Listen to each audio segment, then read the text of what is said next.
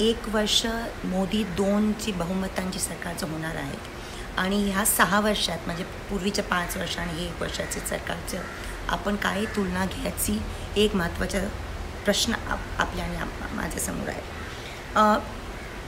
संविधान आणि आपली जी अर्थव्यवस्थाच्या आपण बरोबर बघू तर दोन्ही गोष्टांनी त्यांनी पूर्ण धज्जी उडवली आहे. मी आता माझं मत हिंदीमध्ये सांगणार. एक आज पंतप्रधानांनी लेख लिहिला आहे नागरिकांना आणि त्यांचे 2 वाक्य मी आपल्यासमोर ठेवते. The dignity of the poor was enhanced in the 6 years of the Modi regime and amendment to the Citizenship Amendment Act was an expression of India's inclusive vision. ये 2 अगर आप वाक्य को देखेंगे जो प्रधानमंत्री ने आज नागरिकों को लिखा है उसे साफ नज़र आता है. गृह मंत्रालय का लेख मैं अलग रखूँगा क्योंकि उसमें सच्चाई भी है कि 60 साल की जो भी हमारी प्रतिक्रिया संवैधानिक रही है उनको ख़राब करने का ये काम ये सरकार ने किया है. कि ये 2 सेंटेंसेस अगर आप देख लेंगे जो मोदी जी के पत्र में हैं वही ये साफ एक विश्लेषण है कि पंत प्रधान ये देश के लाखों हज़ारों नागरिकों के लिए कुछ भावना नहीं रखते. गए 60-65 दिनों में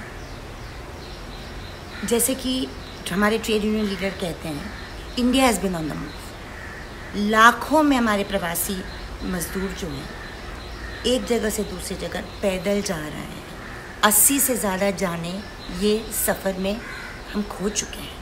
मगर ये पंत प्रधान आज उनके पार्टी के 1 साल कंप्लीट होने पर ये कहते हैं कि the dignity of the poor has been enhanced. मतलब गरीबों की आत्मनिर्भरता सक्रिय हो गई. मतलब इससे ज़्यादा कंटेम्पचुअस मजाकी चीज़ आपने कभी सुना होगा. 80 प्रवासी कामगार सफ़र में अपनी जान खो देते हैं. एक अरमान और वो जो उसके बड़े भाई का जो एक वीडियो था देश को हिला देता है. वो अपनी ख़त्म हुई माँ को हिलाने की कोशिश में इसको पता भी नहीं है बच्चे को किसकी माँ चले गई. 37 ईयर ओल्ड एक उत्तर प्रदेश का मजदूर जान दम तोड़ देता है. बहुत सारी ऐसी कहानियाँ हैं. बम्बई शहर खाली हो गया, दिल्ली शहर खाली हो गया, कलकत्ता की तरफ, उड़ीसा की तरफ, झारखंड की तरफ, बिहार की तरफ लोग जा रहे हैं. और हमारे जो बड़े बड़े शहर यही मज़दूरों के कारण आर्थिक व्यवस्था यहाँ की जो सफल होती है, अटल होती है, उनको हम नज़रअंदाज करके उनको हमने जाने दिया. मगर पंत प्रधान जो है और जिस पार्टी का 1 साल पूरे होने वाला है उनको ये जानों के लिए कोई भी परवाह नहीं है.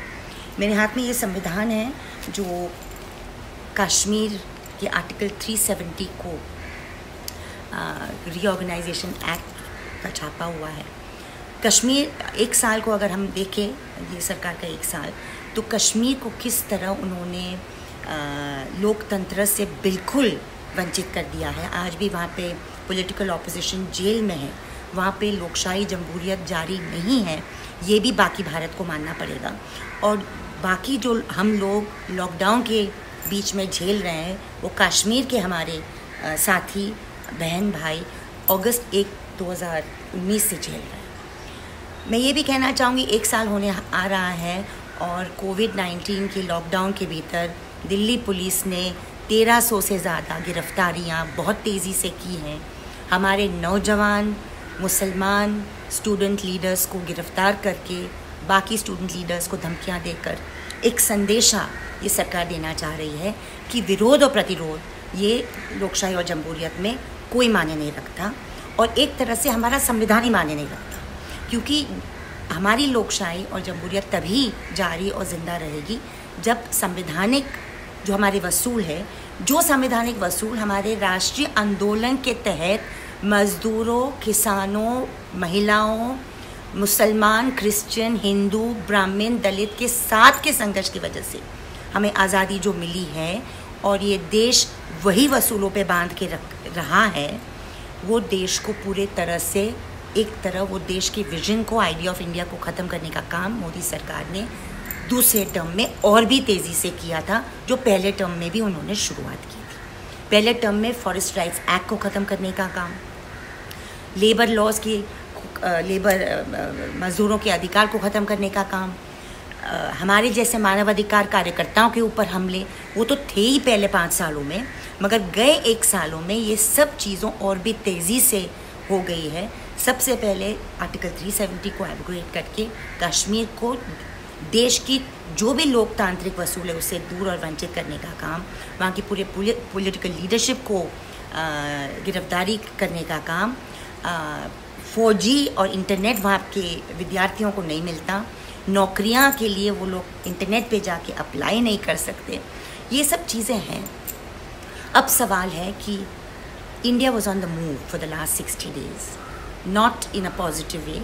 ऐसा नहीं कि हम ग्लोबल पावर हो गए हैं, ऐसा नहीं कि हमारी अर्थव्यवस्था शानदार हो चुकी है, मगर हमारे प्रवासी मजदूर और जो हमारे शहर में चलाने वाले, आर्थिक व्यवस्था को चलाने वाले हमारा पूरा तबका अपने घर और गांव की तरफ भाग रहा था, पैदल जा रहा था, ट्रेनों में, ट्रकों में 4,500 से 7,000 खुद के कमाए हुए पैसे, आखिरी जो पैसा था वो देकर जा रहा था। रेलवेज़ में भी टाउट को पैसे देकर जा रहा था। अभी पहुंच चुके हैं मजदूर अपने अपने गांव। नॉर्थ और ईस्ट, उत्तर और पूर्व में ये रिवर्स माइग्रेशन हुआ है। वहाँ की आर्थिक व्यवस्था क्या होगी आने वाले दिन ही हमें बताएगी। चुनौती हमारे लिए भी है और ये सरकार के लिए भी है, मगर ये सरकार, अगर ये सरकार के सबसे पावरफुल 2 लोगों की आज आप आवाज़ सुनेंगे तो उनको ये पूरे तबके के लिए, भारत हिंदुस्तान के लिए कोई परवाह नहीं है। आंकड़े ये कहते हैं कि 134 करोड़ की आबादी में से 24 crore, 24 crores out of 134 crores are likely to be left unemployed without jobs in the next 3 to 6 months. मतलब we are facing a crisis of unprecedented proportions.